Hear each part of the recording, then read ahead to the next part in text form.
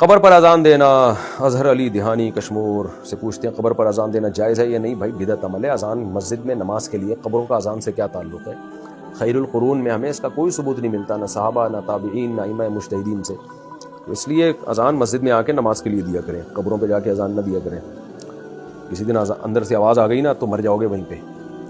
وہ میں بتاتا ہوں نا، قاری صاحب قبرستان میں سلام کیا، عبد الغفور نام تھا، السلام علیکم یا اہل القبور۔ ایک بچہ شرارتی پیچھے چھپ کے بیٹھا ہوا تھا، اس نے کہا وعلیکم السلام بھائی عبد الغفور۔ قاری صاحب پلٹی ہو کے گر گئے۔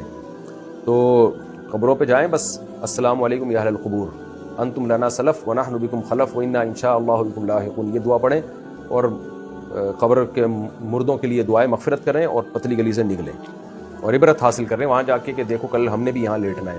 آج یہ خاموشی سے لیٹے ہوئے ہیں، کیسے کیسے چہکتے ہوں گے نا جو قبروں میں پڑے ہوئے ہیں، کیسے اچھلتے کودتے ہوں گے، چپ ہی نہیں ہوتے ہوں گے، اور ایسا چپ ہوئے کہ اذان کا بھی جواب نہیں دے رہے، اب ایسا چپ ہوئے، سلام کرو تو اس کا بھی جواب نہیں دے رہے، ایسا چپ ہوئے۔ تو یہ سوچا کریں وہاں جا کے کہ ہم بھی ایسے ایک دم خاموش ہو جائیں